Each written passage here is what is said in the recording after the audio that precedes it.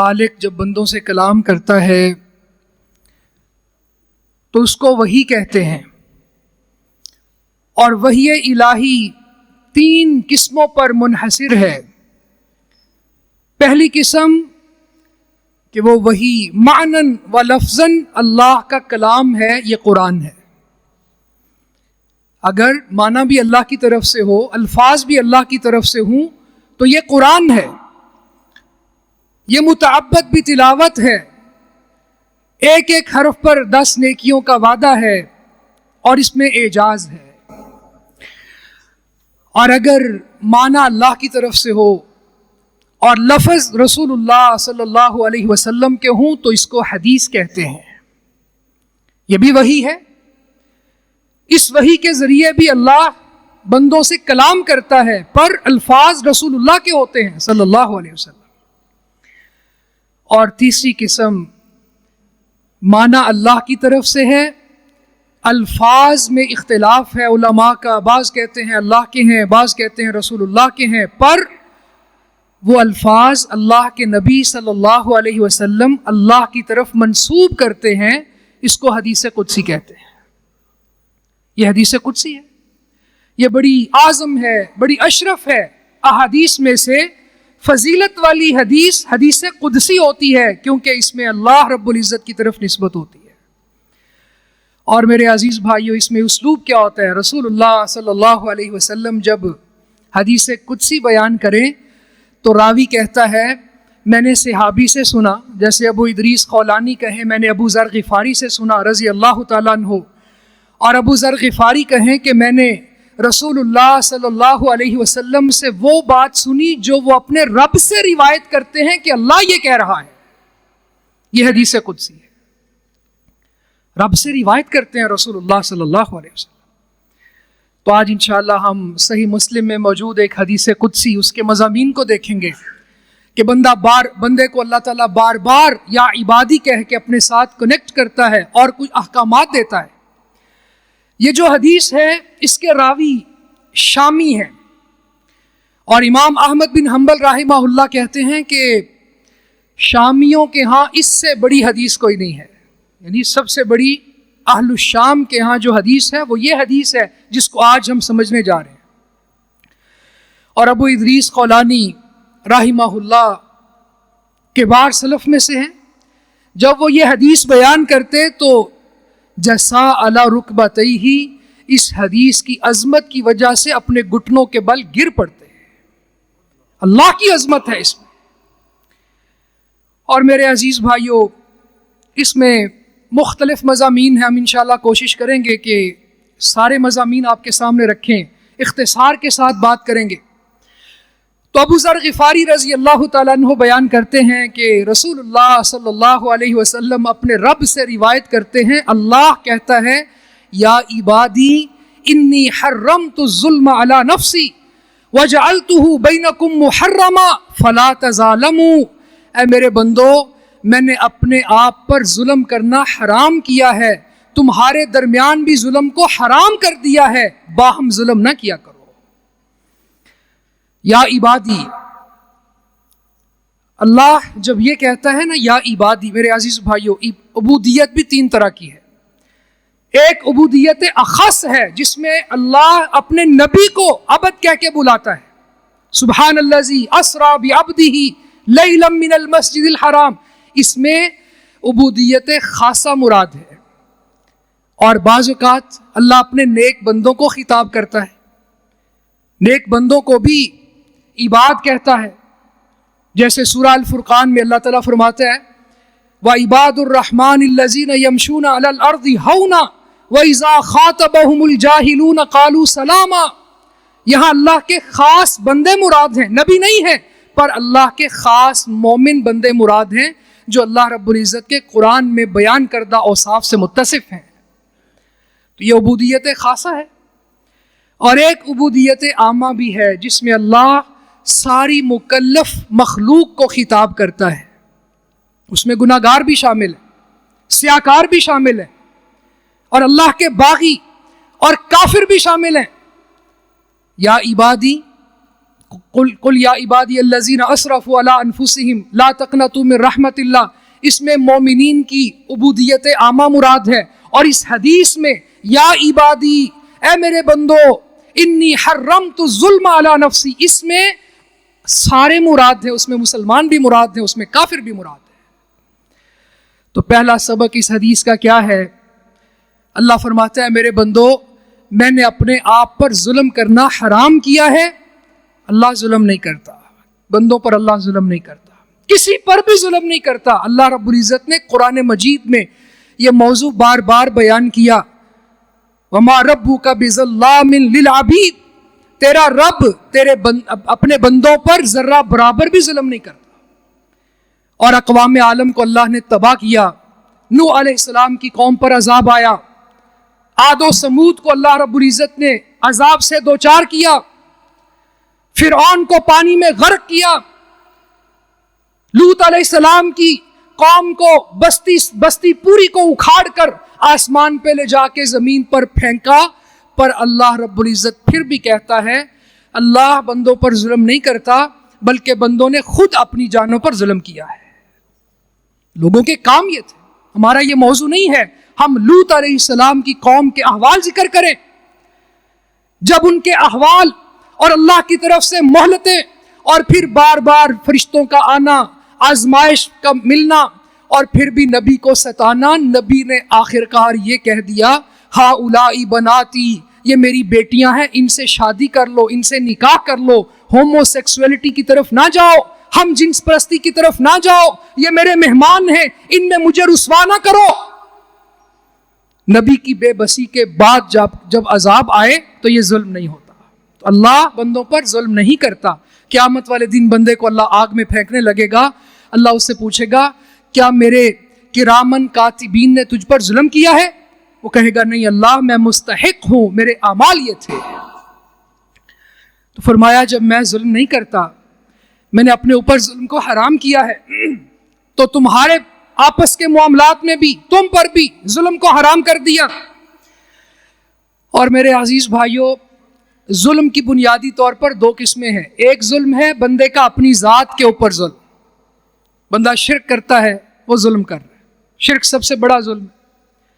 اللہ پر کوئی جھوٹ باندھ دیتا ہے، یہ بھی ظلم ہے۔ اللہ کی آیات کا انکار کرتا ہے، یہ بھی ظلم ہے۔ یا پھر ہر چھوٹے بڑے گناہ کے اوپر بھی ظلم کا اطلاق ہوتا ہے۔ ابو بکر صدیق رضی اللہ تعالیٰ عنہ نے رسول اللہ صلی اللہ علیہ وسلم سے فرمایا تھا مجھے کوئی دعا سکھائیں جو میں نماز میں پڑھا کروں، تو آپ نے فرمایا آپ یہ کہو اللہم انی ظلمت نفسی ظلما کثیرا ولا یغفر الذنوب الا انت، اے اللہ میں نے اپنی جان پر ظلم کیے ہیں، بہت ظلم کیے ہیں۔ تو ظلم انسان کے اپنے حق میں مختلف درجے رکھتا ہے۔ سب سے بڑا ظلم اللہ پر جھوٹ باندھنا، اس کا شریک بنانا، اس کی ذات میں، اس کی صفات میں، الوہیت اور ربوبیت میں کسی اور کو پارٹنر ڈکلیئر کرنا، اور یا پھر چھوٹے بڑے گناہ کرنا۔ تو اللہ نے منع کر دیا میرے بندو ظلم نہ کیا کرو۔ اور دوسرا ظلم کیا ہے؟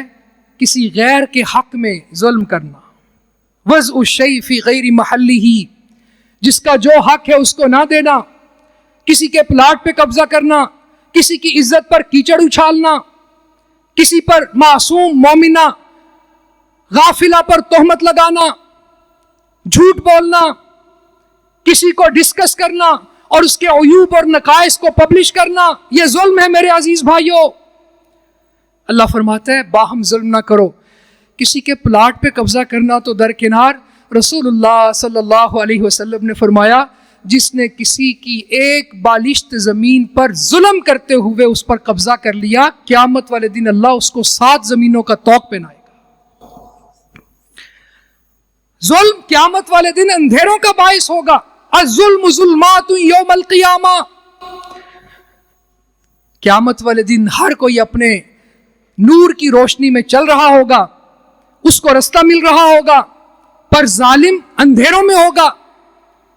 تو اللہ رب العزت نے فرمایا میرے بندو میں نے اپنے آپ پر ظلم حرام کیا ہے، تم پر بھی اس کو حرام کیا ہے، باہم ظلم نہ کیا کرو۔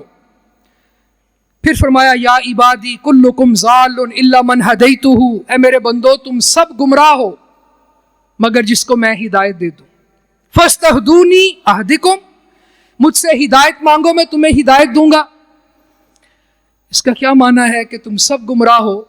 हदीस में तो आता है कुल्लु बनी आदम कुल्लु मौलूदिन यूलदु अलल फितरा, हर बनी आदम जब पैदा होता है तो वो फितरत पर पैदा होता है। तो फितरत पर पैदा होने का ये माना नहीं है कि उसको सारा इस्लाम अज़बर होता है, उसको सारी शरीयत मालूम होती है। अल्लाह के नबी सल्लल्लाहु अलैहि वसल्लम को अल्लाह ताला क्या कहता है, ववजदका ज़ाल्लन फहदा, ऐ नबी आपको रास्ता मालूम नहीं था, हमने आपको हिदायत दी। नबी भी अल्लाह रब्बुल इज़्ज़त की तरफ से डायरेक्शन के मोहताज, हम सब मोहताज। उसका माना यह है मेरे अजीज भाइयों कि इंसान के अंदर फितरी तौर पर हक कबूल करने की इस्तेदाद अल्लाह ने रखी होती है। जब उसको हिदायत का रास्ता मिलता है उसको कबूल कर लेता है। तुम सब गुमराह हो, किसी को मालूम नहीं है हिदायत क्या है। कहां से पता चलेगा? निज़ाम वही से पता चलेगा, कुरान मजीद से, रसूलुल्लाह के फरामीन से, आपकी अहादीस से हमें पता चलेगा कि मैंने किस तरह से जिंदगी गुजारनी है। हिदायत का रास्ता क्या है, सिरात मुस्तकीम क्या है, जो जन्नत में इंसान को लेके जाए वो रास्ता क्या है, मुसीबत से जो निकाले वो वे आउट क्या है, ये अल्लाह रब्बुल इज़्ज़त की शरीयत बताएगी। अल्लाह कहता है मेरी शरीयत की तरफ आ जाओ, मुझसे हिदायत तलब करो। इसके दो माने हैं मेरे अजीज भाइयों। एक माना तो यह है कि अल्लाह से हिदायत मांगो, जैसे हम हर नमाज में कहते हैं इहदिनस सिरातल मुस्तकीम। और एक माना इसका यह है कि हिदायत का मुताला करो। हिदायत हमारे पास मौजूद है, ये कुरान मजीद हिदायत है, बहुत बड़ी हिदायत अल्लाह ने इसको करार दिया है। इसको पढ़ो। ये सिर्फ बंद करके अलमारियों में रखने के लिए नहीं है। शादी ब्याह के मौका पर दुल्हन को इसके साए में रुखसत करना ये इसका हक नहीं है, ये हिदायत है। इसको समझना, इसको पढ़ना, इसके मानी मतालिब और फहम को हासिल करना और फिर इस पर अमल करके इसको आगे पब्लिश करना, ये कुरान मजीद का हक है, ये हिदायत है। और एक मेरे अजीज भाइयों यहाँ पे नजरिया सेट कर लो, हिदायत की दो किस्में हैं। एक हिदायत है रास्ता दिखाना, रास्ता दिखाना। कुरान हिदायत देता है, रसूलुल्लाह हिदायत देते हैं सल्लल्लाहु अलैहि वसल्लम, उलमा अंबिया के वरसा वो हिदायत देते हैं। किस तरह से? रास्ता दिखा देते हैं, भाई ये रास्ता है, ये हक है। पर रास्ते पर चलाना ये इख्तियार अल्लाह का है, अल्लाह ने ये इख्तियार किसी को नहीं दिया। रास्ते पर अल्लाह चलाता है, कोई नबी भी रास्ते पर चला नहीं सकता, सिरात मुस्तकीम पर लगा नहीं सकता। अल्लाह ने कुरान मजीद में कई आयात नाजिल की। आपको समझ नहीं आती तो नूह अलैहिस्सलाम का वाकया पढ़ लो। अगर वो हिदायत दे सकते होते तो बेटा आंखों के सामने ना डूबता।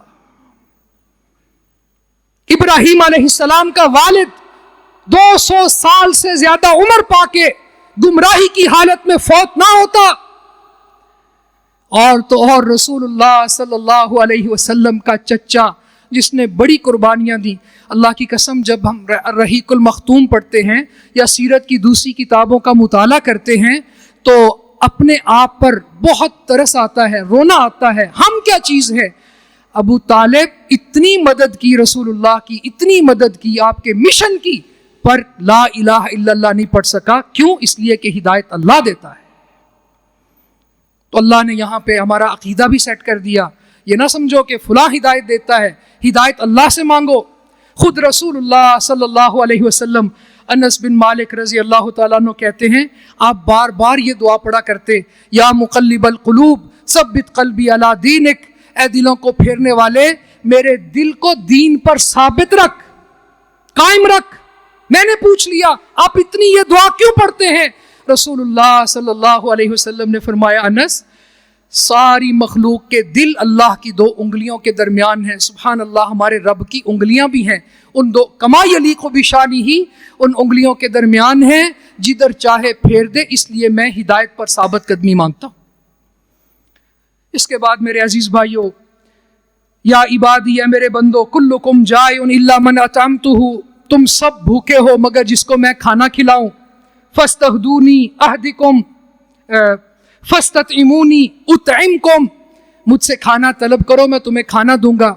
या इबादी कुल्लुकुम आरिन इल्ला मन कसौतुहु, ऐ मेरे बंदो तुम सब वो हो जिनके पास पहनने के लिए कपड़े नहीं, मुझसे कपड़े मांगो मैं तुम्हें कपड़े दूंगा। हदीस के ये दो जुमले अगर इंसान गौर करे तो अल्लाह रब्बुल इज़्ज़त ने बड़े तफसीली तौर पर अपने साथ इंसान को अटैच किया है। यानी कोई चीज़ भी मांगनी है मुझसे मांगो, खाना मांगना है मुझसे मांगो, और खाना अल्लाह देता है, ये अकीदा भी सेट करो। खाना अल्लाह देता है। अगर कोई ये समझे कि भाई मेरे बेटे ने बिजनेस एडमिनिस्ट्रेशन की डिग्री हासिल की है, मैंने इसको यूरोप भेजा, वहाँ से पढ़ के आया, इसके पास ऑनलाइन अर्निंग की टेक्निक्स हैं, बड़ा पढ़ा लिखा है, बड़ा समझदार है, बचपन से इसको मैं उंगली के साथ लगा के अपने बिजनेस में शरीक करता आया हूं, ये अपनी कैलकुलेशंस की महारतों की बुनियाद पर पैसा कमाता है, ये फिर कारून की सोच थी। मेरे अजीज भाइयों, ये बंदा मोमिन की सोच नहीं होती। कितने ही लोग हैं जो पैदा होते ही सोने का चम्मच लेके पैदा होते हैं, अरबोपति बन जाते हैं, अरबों खरबों की जायदाद के वारिस बन जाते हैं। वो कौन सी मार्केट में गए? ये परिंदे, इनके पास कौन सा एटीएम कार्ड है? मैंने एक दफा एक बगला देखा जो नहर किनारे ताजा मछली खा रहा था। और मेरे अजीज भाइयों, मैं सोच में पड़ गया, ना इसके पास कोई पैसा है, ना ये कमाता है, ना ये फिशरी में गया, मछली मंडी में गया, ना इसने वहां से खरीदी, ना इसके पास उस तरह का उस लेवल का कोई अकल और शऊर और फाहम है। इसको अल्लाह ने खिलाया। कारून ने कहा था इन्नमा ऊतीतुहु अला इल्मिन इंदी। जब लोगों ने कहा तेरे पास इतना खजाना है, इतना माल है, खजानों की चाबियां ऊंटों की एक जमात उठाती है, तुझे चाहिए अल्लाह का घर खरीद ले, आखिरत का घर खरीद ले, इसको बेच दे। वला तंसा नसीबका मिनद दुनिया, हाँ दुनिया में जितनी जरूरत है वो माल भी रख। उसने आगे से कहा तुम कहते हो ये अल्लाह ने दिया है, ये तो मैंने अपने इल्म की बुनियाद पे हासिल किया है। अल्लाह को उसका ये कलमा इतना मुतकब्बिराना लगा, जमीन को हुक्म दिया फट जा, उसको उसमें दंसा दिया खजाने ऊपर। तो ये कहना कि मैं तो खुद खाता हूं, कितने लोग हैं जो हर चीज खा सकते हैं, ले सकते हैं, खरीद सकते हैं, पर सिर्फ लिक्विड पर गुजारा कर रहे हैं, हॉस्पिटल के बेड पर। खुराक नहीं ले सकते, पानी ले सकते हैं, यही उनकी खुराक। तो अल्लाह कहता है तुम सब भूखे हो, मुझसे खाना मांगो, मैं तुम्हें खाना दूंगा। रसूलुल्लाह सल्लल्लाहु अलैहि वसल्लम की एक हदीस है, आपने फरमाया कि तुम में से जो कोई भी अल्लाह से मांगना चाहे, हर चीज मांगे, भले जूते का तस्मा ही क्यों ना हो। असबाब अल्लाह देता है। मूसा अलैहिस्सलाम का वाकया पढ़ो, जब मदियन में पहुंचे, कुछ भी नहीं था, कोई मंजिल नहीं है, कोई वहां पे जानने वाला नहीं है, जाके पानी पिला दिया, पानी पिला के एक दरख्त के साए में पनाह ले ली, वहां बैठ के क्या कहते हैं, रब्बी इन्नी लिमा अनज़लता इलैया मिन खैरिन फ़कीर। ये सिर्फ एक नबी की बात नहीं है, हर नबी अल्लाह के सामने फ़कीर है। जब नबी फ़कीर है तो आप और मैं भी फ़कीर हैं। फ़कीर का माना क्या है? ये फ़िकार उनसे है, रीढ़ की हड्डी के आखिरी जोड़ को फ़िकार कहते हैं, यानी इतना अल्लाह के सामने आजिज है कि कुछ भी नहीं है, वही देता है। अल्लाह से मांगो। जब अल्लाह से मांगा तो अल्लाह रब्बुल इज़्ज़त ने क्या दिया? कारोबार भी दे दिया, शादी भी हो गई, रहने के लिए जगह भी मिल गई, और जब वहां से अपना टेन्योर पूरा करके वापस पलटे तो अल्लाह रब्बुल इज़्ज़त ने हम कलाम होके नबूवत से सरफराज कर दिया। ये अल्लाह ताला कहते हैं बंदे मुझसे मांग, मेरे पास आ जा, खाना भी मुझसे मांग, कपड़ा भी मुझसे मांग, असबाब पर तवक्कुल ना कर, अपने रब पर तवक्कुल कर। अगर कपड़े नहीं मिलते, इंसान परेशान हो जाए, बहनें अपने घर में वालिद से लड़ना शुरू हो जाएं, नहीं, अल्लाह से मांगो। अल्लाह मुसब्बिबुल अस्बाब है, अल्लाह ताला तुम्हें खिलाएगा भी, पिलाएगा भी और पहनाएगा भी। इसके बाद फरमाया या इबादी इन्नकुम तुख्तिऊना बिल्लैलि वन्नहार व अना अगफिरुज़्ज़ुनूब जमीआ फस्तगफिरूनी अगफिर लकुम। ऐ मेरे बंदो, तुम दिन रात गुनाह करते हो और मैं सब के सब गुनाह मुआफ़ करता हूँ, मुझसे बख्शिश मांगो, मैं तुम्हारे गुनाह मुआफ़ कर दूंगा। میرے عزیز بھائیوں، جب ہم شرعی نصوص کا مطالعہ کریں تو کہیں بھی ہمیں یہ نہیں ملتا کہ انسان گناہ فری ہے، یعنی اس میں ایک بھی گناہ نہیں ہے۔ ایسا ہو ہی نہیں سکتا کہ انسان ہو اور گناہ نہ کرے، گناہ تو ہوگا، بلکہ ایسی روایات ہیں انسان حیران رہ جاتا ہے۔ اللہ کے نبی صلی اللہ علیہ وسلم نے ایک دفعہ فرمایا، لو لم تذنبوا لذهب الله بكم ولجاء بقوم يذنبون فيغفرون الله فيستغفرون الله فيغفر لهم۔ اگر تم گناہ نہ کرو تو اللہ تعالیٰ تمہیں لے جائے، ایسے لوگوں کو لے آئے وہ گناہ کریں، پھر معافی مانگے، پھر اللہ ان کو معاف کرے۔ یعنی ایسا ممکن نہیں ہے کہ انسان سے گناہ نہ ہو۔ اور بعض لوگوں کو تقویٰ کا غلط قسم کا مفہوم پتہ چل گیا، متقی اس شخص کو کہتے ہیں جو گناہ نہ کرے۔ ایسا نہیں ہے، متقی اس شخص کو کہتے ہیں جو ہر چھوٹے بڑے گناہ سے بچنے کی پوری کوشش کرے۔ گناہ ہوگا اس سے۔ آپ سورہ آل عمران کا مطالعہ کرو، اللہ رب العزت نے جنت کا تعارف کروایا کہ وہ جنت، اس کی چوڑائی آسمانوں اور زمین سے بڑی ہے۔ کہا اعدت للمتقین، متقین کے لیے تیار کی گئی ہے۔ پھر متقین کے اوصاف بتاتے بتاتے اللہ نے فرمایا متقین کا ایک وصف یہ بھی ہے، والذین اذا فعلوا فاحشۃ او ظلموا انفسهم ذکروا اللہ فاستغفروا لذنوبہم۔ جب کبھی ان سے فاحشہ کا ارتکاب ہوتا ہے، فاحشہ کبیرہ گناہ کے معنی میں آتا ہے، بڑا گناہ کر بیٹھے، اپنی جانوں پہ ظلم کر بیٹھے، اللہ کا بہت ذکر کیا، گناہ کی معافی مانگی، اللہ معاف کر دیتا ہے، یہ متقی ہے۔ تو اللہ فرماتا ہے میرے بندو تم دن کو بھی گناہ کرتے ہو، رات کو بھی گناہ کرتے ہو، اور میں کیا کرتا ہوں؟ اللہ اکبر، میں گناہ معاف کرتا ہوں۔ کتنے گناہ معاف کرتا ہوں؟ کوئی لمٹ سیٹ کی ہے اللہ نے؟ کوئی بندہ 70 کی لمٹ کراس کر کے مایوس ہو جائے، 100 گناہ کرنے کے بعد وہ مایوس ہو جائے، اب معافی نہیں ملے گی؟ نہیں میرے عزیز بھائیوں، دوسری حدیث قدسی ہے، اس میں اللہ تعالیٰ فرماتا ہے یبن آدم لو بلغت ذنوبک عنان السماء، اگر تیرے گناہ آسمان کی بلندیوں تک پہنچ جائیں، زمین سے لے کے آسمان تک کا فاصلہ 500 سال کی مسافت کا فاصلہ ہے۔ عنان السماء، آسمان کی بلندیوں تک۔ اگر 500 سال کی مسافت سمجھ نہیں آئی تو جتنا بھی نظام شمسی ہے یہ پہلے آسمان سے نیچے نیچے ہے، سورج زمین سے 15 کروڑ کلومیٹر کے فاصلے پر ہے۔ اتنا بڑا خلا اگر گناہوں سے بھر کے لے آئے، مایوس نہیں ہو سکتا، اللہ معاف کرتا ہے۔ ہاں، توبہ کی شرائط اللہ نے بتائی ہیں، شرمندہ ہونا، فوراً گناہ سے باز آ جانا، آئندہ گناہ نہ کرنے کا سچا عزم کرنا، مخلوق میں سے کسی کا حق کھایا ہے تو وہ لوٹا دینا۔ اس پیٹرن پر، ان شرائط کو پورا کرتے ہوئے جب جب گناہ ہو جائے واپس پلٹ آئے، اللہ کہتا ہے دروازے کھلے۔ یا عبادی، اے میرے بندو تم دن کو بھی گناہ کرتے ہو، رات کو۔ اور ایک حدیث میں آتا ہے ان اللہ یبسط یدہ باللیل لیتوب مسیء النہار ویبسط یدہ بالنہار لیتوب مسیء اللیل۔ اللہ تعالیٰ رات کو اپنی رحمت پھیلاتا ہے، دن کا گناہ گار معافی مانگے تو میں معاف کروں، اور دن کو اپنی رحمت پھیلاتا ہے، رات کا گناہ گار معافی مانگے تو اس کو معاف کروں۔ وہ تو خوش ہوتا ہے۔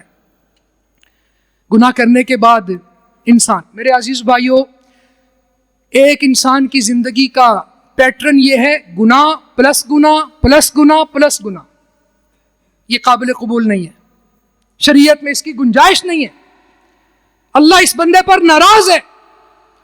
اور ایک بندہ گناہ کرتا ہے، پھر گناہ کرتا ہے، پھر معافی مانگ لیتا ہے، پھر انسان ہے بھول جاتا ہے، پھر گناہ کر لیتا ہے، پھر معافی مانگ لیتا ہے، یعنی اس کی زندگی میں کہیں نہ کہیں معافی ہوتی ہے۔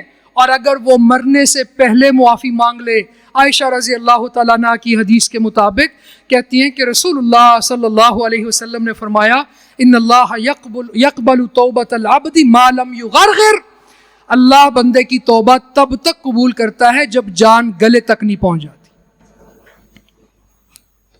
اور میرے عزیز بھائیوں، اس پوائنٹ کی آخری بات کہ اللہ تعالیٰ صرف گناہ معاف نہیں کرتا، اگر سچے دل سے معافی مانگی جائے اور توبہ میں اخلاص ہو، آئندہ انسان اپنی زندگی کو بدل دے، پہلی زندگی پر شرمندہ ہو، جب جب گناہ یاد آئے استغفر اللہ الذی لا الہ الا هو الحی القیوم واتوب الیہ، یہ دعائیں پڑھے. جب گناہ ہو جائے تو ایسے رویے تلاش کرے جن رویوں کی وجہ سے گناہ معاف ہوتے ہیں. ایک شخص آیا تھا نا، اس نے آ کے کہا اصبت ذنبا عظیما فہل لی من توبۃ، اللہ کے رسول بہت بڑا گناہ کیا ہے، توبہ کی کوئی گنجائش ہے؟ آپ نے پوچھا ہل لک من ام، تمہاری ماں زندہ ہے؟ کہا نہیں اللہ کے رسول وہ تو زندہ نہیں. ہل لک من خالۃ، تمہاری خالہ زندہ ہے؟ کہا ہاں. قال فبرھا، جاؤ جا کے اس کے ساتھ حسن سلوک کرو، اللہ تیرا گناہ معاف کر دے گا. رویہ تلاش کرتا ہے، گناہ کے بعد ریلیکس نہیں ہوتا، پرسکون زندگی نہیں گزارتا. اور تو اور میرے عزیز بھائیوں، کتے کو پانی پلانے والی فاحشہ عورت کو اللہ معاف کر سکتا ہے، تو فَكَيْفَ بِمَنْ سَقَى إِنسَانًا، انسان کو پانی پلانے والے کو اللہ کیوں نہیں معاف کرے گا؟ کسی مومن کو پانی پلانے والے کو، اپنی والدہ کو پانی پلانے والے کو. تو ایسے ایسے طریقے وہ تلاش کرتا ہے، ایسے ایسے رویے تلاش کرتا ہے، ایسی ایسی دعائیں تلاش کرتا ہے جن سے گناہوں کی معافی ملتی ہے. ایسا بندہ اللہ کے قریب اتنا ہوتا ہے، اللہ اس کے گناہوں کو نیکیوں میں بدل دیتا ہے. اللہ کے قرآن کا وعدہ ہے. اس کے بعد فرمایا یا عبادی، اے میرے بندو، انکم لن تبلغوا ضری فتضرونی، بے شک تم مجھے کوئی نقصان پہنچانا چاہو تو نقصان نہیں پہنچا سکتے، اگر تم مجھے فائدہ دینا چاہو تو فائدہ نہیں دے سکتے. اے میرے بندو، لو ان اولکم وآخرکم وانسکم وجنکم کانوا علی اتقى قلب رجل واحد منکم، اگر تمہارے پہلے بعد والے انسان جنات سب کے سب بہت نیک ہو جائیں، سب سے زیادہ متقی شخص جیسے دل ان کے بن جائیں، ما زاد ذالک فی ملکی شیئا، یہ بات میری بادشاہی میں ذرہ برابر بھی اضافہ نہیں کر سکتی. اور فرمایا یا عبادی لو ان اولکم وآخرکم وانسکم وجنکم کانوا علی افجر قلب رجل واحد منکم، اگر سارے انسان سارے جنات پہلے بعد والے فاجر بندے جیسے ان کے دل ہو جائیں، افجر سب سے زیادہ فاجر گناہگار، تو اللہ فرماتا ہے ما نقص ذالک من ملکی شیئا، یہ بات میری بادشاہت میں ذرہ برابر بھی کمی کا باعث نہیں بن سکتی. اللہ کی بادشاہی کسی چیز کی محتاج نہیں ہے، اللہ خود کسی کا محتاج نہیں ہے. لوگ سارے نیک ہو جائیں، اللہ کی بادشاہی میں اضافہ نہیں ہوتا، لوگ سارے بدکار بن جائیں، اللہ کی بادشاہی میں کمی نہیں ہوتی، کیونکہ بادشاہی ان چیزوں کی وجہ سے قائم نہیں ہے. اللہ کسی کا محتاج نہیں ہے. اس سے ایک بات یہ بھی سمجھ آتی ہے میرے عزیز بھائیوں کہ انسان ہدایت کا محتاج ہے، انسان نیکی کرنے کا محتاج ہے، انسان جہنم سے بچنے کے لیے اسباب اختیار کرنے کا محتاج ہے. اگر کوئی بندہ ایمان لاتا ہے تو وہ نبی پر یا اللہ پر احسان نہیں کرتا. اس موضوع کو قرآن سے پڑھنا ہو تو سورۃ الحجرات کا مطالعہ کرو. اللہ رب العزت نے وہاں پہ وہ جو نئے اسلام لانے والے اعرابی تھے، بدوی تھے، دیہاتی تھے، اللہ کہتے ہیں یمنون علیک ان اسلموا، اے نبی یہ آپ پر احسان جتلاتے ہیں کہ انہوں نے اسلام قبول کیا. ان سے کہو اللہ تم پر احسان جتلاتا ہے کہ اس نے تمہیں ہدایت دی، تمہارا اسلام لانا تمہارے لیے فائدہ مند ہے، کسی اور کو اس کا فائدہ نہیں. آپ کا یہاں آنا، خطبہ سننا، میرا یہاں آنا، اور میرے عزیز بھائیوں ہم سب جنت کے متلاشی ہیں، ہم نے اللہ کو راضی کرنے کے لیے یہ کام کیے ہیں. ہم کسی کے اوپر نہ احسان کر رہے ہیں، نہ احسان کر سکتے ہیں، نہ ہی ہماری ان چیزوں سے اللہ کی بادشاہی چلتی. تو اللہ رب العزت نے یہ بات ارشاد فرمائی کہ اللہ محتاج نہیں ہے. کوئی یہ نہ سمجھے کہ دنیا میں زیادہ کافر ہیں. بعض سیکولر طبقہ کے لوگ اس طرح کی فضول باتیں کرتے ہیں کہ اگر جہنم بھر گئی، جنت کم رہ گئی، ناکام کون ہوا، شیطان یا رحمان، اس طرح کی عجیب باتیں کر کے مسلمانوں کے اندر توہم پھیلاتے ہیں. اللہ کہتا ہے میں محتاج نہیں ہوں. ہر کوئی محتاج ہے، اللہ محتاج نہیں ہے. ہر کوئی اللہ کے در کا فقیر ہے، اللہ بے نیاز ہے. اس کے بعد فرمایا یا عبادی لو ان اولکم وآخرکم وانسکم وجنکم قاموا فی صعید واحد فسالونی، اے میرے بندو اگر تمہارے پہلے، تمہارے بعد والے، تمہارے انسان، سب جنات کسی ایک چٹیل میدان میں جمع ہو جائیں، ذرا میرے عزیز بھائیو اس چیز کو ایزیوم کریں، آدم علیہ السلام سے لے کر قیامت تک پیدا ہونے والا آخری بچہ، آخری انسان، اور جتنے بھی جنات ہیں سب ایک ہی میدان میں جمع ہیں۔ فَسَأَلُونِي، ہر کوئی اپنی اپنی خواہش کے مطابق اللہ سے مانگ رہے ہیں، سوال کر رہے ہیں، کسی کو یہ چاہیے، کسی کو فلاں چاہیے، اپنی اپنی حیثیت کے مطابق، اللہ رب العزت کی قدرت کے مطابق، اپنی اپنی انڈرسٹینڈنگز کے مطابق، کوئی کیا مانگ رہا، کوئی کیا مانگ رہا، سارے انسان، سارے جنات، ہر کوئی مانگی جا رہا۔ اللہ فرماتا ہے فَآتَيْتُ كُلَّ إِنسَانٍ مَسَأَلَتَهُ، میں ہر کسی کو اس کی خواہش کے مطابق چیزیں دے دوں، جو اس نے مانگا میں اس کو دے رہا ہوں، وہ مانگتا جا رہا ہے میں دیتا چلا جا رہا ہوں۔ سب کو دینے کے بعد میرے خزانوں میں اتنی کمی بھی نہیں ہوگی کہ جب مخیت کو بحر میں داخل کیا جائے۔ مخیت کیا ہے؟ یہ سوئی، اذا ادخل البحر، جب اس کو سمندر میں ڈال دیا جائے، سمندر میں ڈال کے سوئی کو نکالو گے، سمندر سے کتنا پانی کم ہوتا ہے؟ اللہ کہتا ہے سب لوگوں کو دینے کے بعد جو میرے پاس خزانے ہیں ان میں اتنی کمی بھی نہیں ہوتی جتنا وہ پانی نکلا ہے۔ کیا مانا ہے میرے عزیز بھائی یہاں پہ؟ اللہ یا عبادی کہہ کے یہ کیوں کہہ رہا ہے؟ اللہ کہتا ہے مجھ سے مانگو، سوال کرو، دعا کرو۔ اللہ کے نبی صلی اللہ علیہ وسلم کی حدیث ہے من لم یسأل اللہ یغضب علیہ، جو اللہ سے مانگتا نہیں ہے اللہ اس سے ناراض ہوتا ہے۔ اور کہنے والے نے کہا اللہ یغضب ان ترکت سوالہ وبنی آدم حین یسأل یغضب، اللہ سے نہ مانگو تو اللہ ناراض ہوتا ہے، بندوں سے مانگو تو بندے ناراض ہوتے ہیں۔ اللہ کہتے ہیں مجھ سے مانگو، دعا کرو، مایوس نہ ہونا۔ جب اللہ کے پاس اتنے خزانے ہیں تو یہ سارے خزانے میرے مانگنے پر فوراً مجھے کیوں نہیں ملے؟ اور میرے عزیز بھائیو اس میں اللہ کی ایسی حکمتیں ہیں کہ انسان حیران رہ جاتا ہے۔ اللہ کہتا ہے میں اپنے بندے کی نفسیات سے واقف ہوں، اس کو میں تب سے جانتا ہوں جب یہ ماں کے پیٹ میں تھا، اگر میں نے اس کو زیادہ مال دے دیا تو یہ آخرت برباد کر بیٹھے گا۔ میں نے ایک وقت رکھا ہے، میں چیزوں کو ڈیلے کرتا ہوں، اس کی آزمائشیں کم کرتا ہوں، اس کی مصیبتیں ٹالتا ہوں، اس کی اور نیکیاں کم ہیں۔ یہ تہجد نہیں پڑھتا، یہ اشراق نہیں پڑھتا، یہ بہت زیادہ اذکار نہیں کرتا، یہ دعائیں کرتا ہے۔ میں دعائیں قبول اس سینس میں نہیں کرتا کہ اس کو دے دوں، پر وہ دعائیں اپنے پاس ذخیرہ کر لیتا ہوں۔ میرا بندہ قیامت والے دن آ کے جب ان نیکیوں کو دیکھے گا کہے گا کاش میری کوئی دعا قبول نہ ہو۔ اللہ دیتا ہے، اللہ سے مانگ کے تو دیکھو۔ اور میرے عزیز بھائیو زکریا علیہ السلام کو اللہ نے بڑھاپے میں بیٹا دیا، ابراہیم علیہ السلام کو دیا، مایوس نہیں ہوئے۔ اللہ سے مانگنا چاہیے اور مایوسی کی کیفیت بالکل بھی پیدا نہیں کرنی چاہیے۔ ایک بندہ 20 سال کوئی چیز مانگتا ہے نہیں ملتی، مانگنا چھوڑنا نہیں چاہیے۔ یہ انبیاء کی سیرت ہے، انبیاء بوڑھے ہو گئے، اسباب نہیں ہے پھر بھی مانگ رہے ہیں، تو اللہ کہتا ہے مجھ سے مانگو میں تمہیں دوں گا۔ سب کو دینے کے بعد اللہ کے خزانوں میں کمی نہیں ہوتی۔ اور میرے عزیز بھائیو ہم چھوٹی چھوٹی چیزوں کو دیکھ کر پریشان ہو جاتے ہیں، اللہ کے پاس اتنے خزانے ہیں، اتنے خزانے ہیں کہ انسان حیران رہ جائے گا قیامت والے دن جب یہ زمین اپنے بوجھ نکالے گی۔ یہ آبنائے ہرمز کا رولا ہے، یہ امریکہ کبھی کسی ریاست پہ حملہ کرتا ہے، کبھی کسی جگہ پہ آتا ہے، ظاہری ذخائر دیکھ کر وہ ٹوٹ پڑتا ہے۔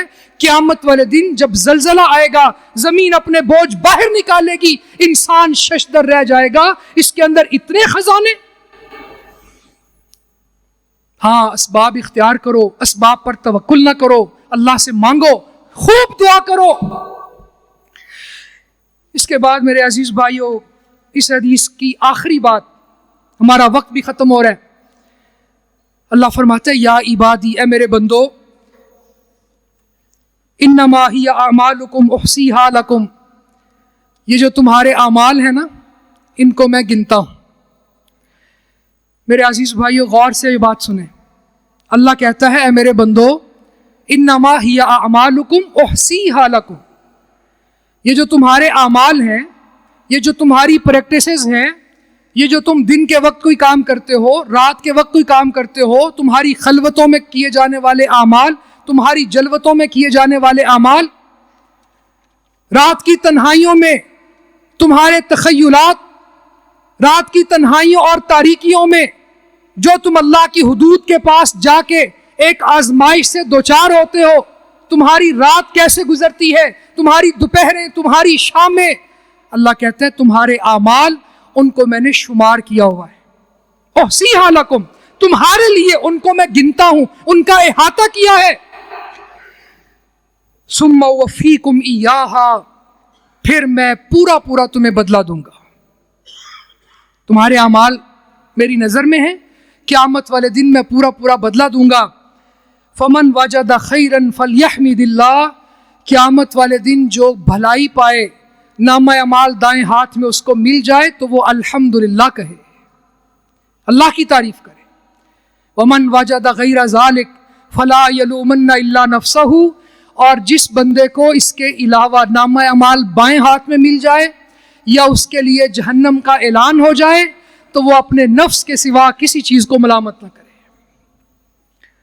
اللہ ہمارے اعمال دیکھ رہا ہے، اس کے لیے اس نے میکانزم بنایا ہے، کرامن کاتبین فرشتے لکھتے ہیں، زمین کی جگہیں یہ گواہیاں نوٹ کرتی ہے، ہمارے اقوال، ہمارے اعمال، ہماری غلط قسم کی سوچوں تخیلات کا فالو اپ، یہ سب چیزیں اللہ تعالیٰ درج کرواتے ہیں۔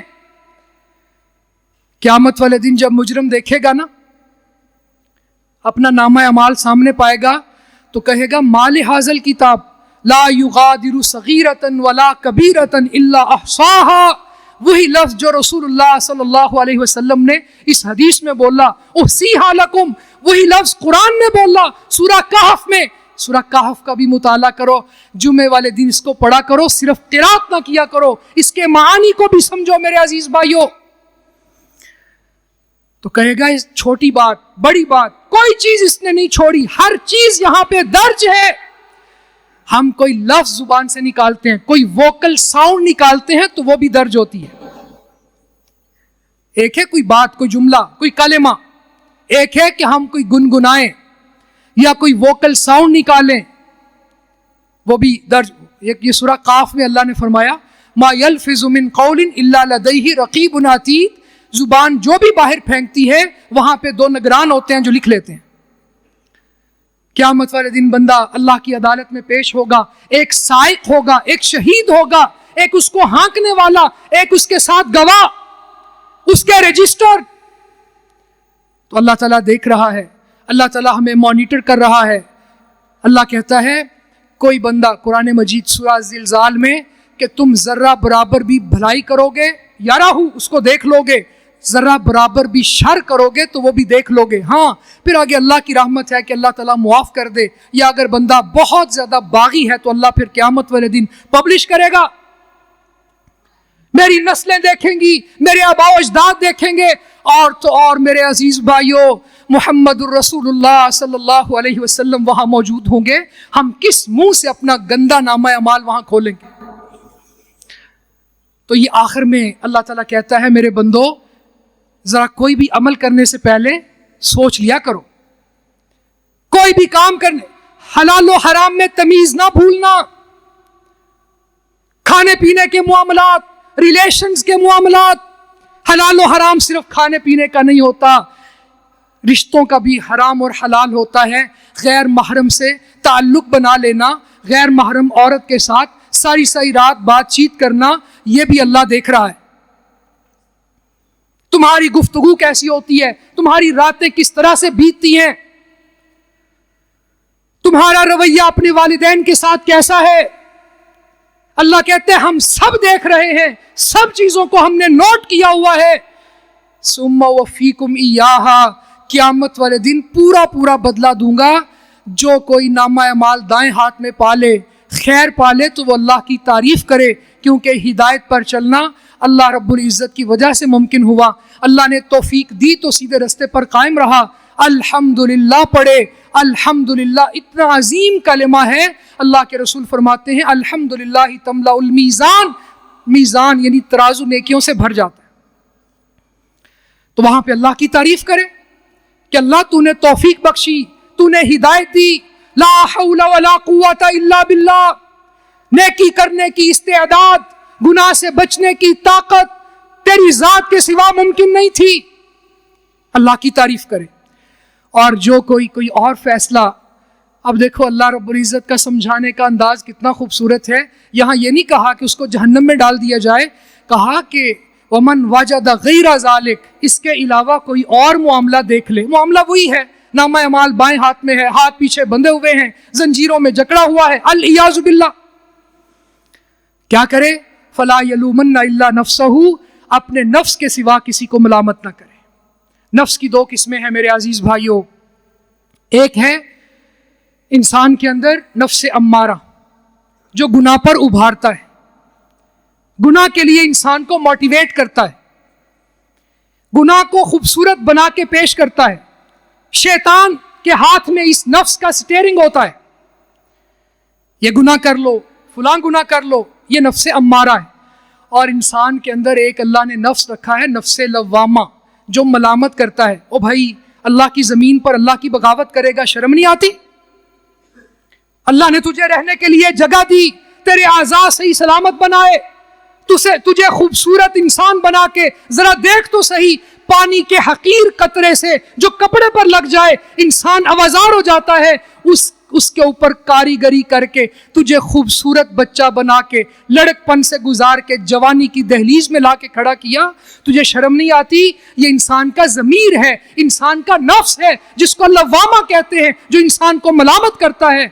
जिस बंदे ने नफ्स लव्वामा की बात मान ली, क़यामत वाले दिन अल्लाह मौत के वक्त फरिश्ता आके उसको कहेगा, या अय्यतुहन नफ्सुल मुतमइन्ना, ए मुतमइन रूह, ए पाकीज़ा रूह, उखरूजी इला रहमतिन मिनल्लाहि व रिज़वान, अल्लाह की रहमत और उसकी खुशनुदी की तरफ निकल।